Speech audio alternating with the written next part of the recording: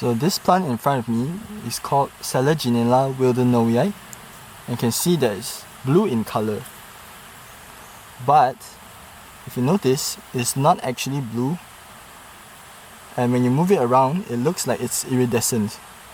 That's because it's not the leaf that is blue, it's just how light reflects back from the cells to your eyes that causes this blue shining effect. So the color blue is actually very rare in the plant kingdom, and it is very hard to find plants that are truly blue. So to correct myself, this effect is not caused by the cells of the leaves themselves, but the cuticle, which is the protective layer on top of the leaf that causes this effect.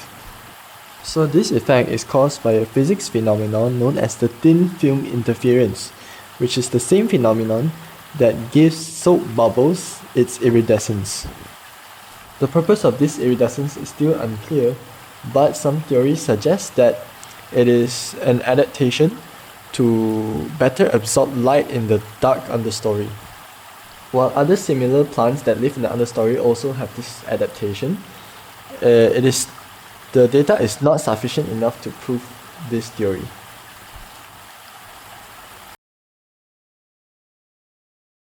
Look what I found when I took off my shoe.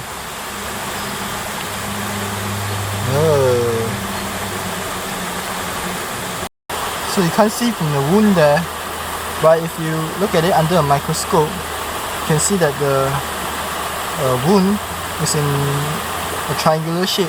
It's because the leech has 3 teeth that sinks into the flesh. That's why it leaves the triangular mark.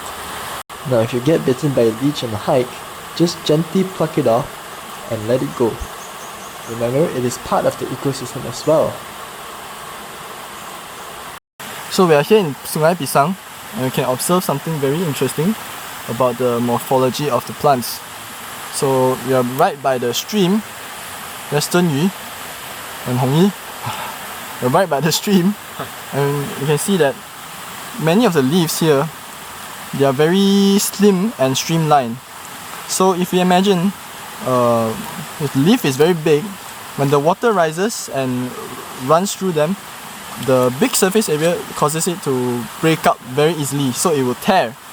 That's why these plants have evolved to have these streamlined leaves. You can see that it looks like these leaves are torn up by the water. So you can imagine how strong the water gets when it rains heavily. So this type of plant we call a rheophyte, which means a plant that has adapted to living by the stream or in the banks of rivers. So rheophyte. If you go to a stream right now, you might see a lot of these orange colored flowers. This is a saraka, called a saraka tree, and they grow along streams. And right now, in January and February, is their flowering season. So right now they are flowering all over Selangor. So if you want to see them for yourself, now's the time.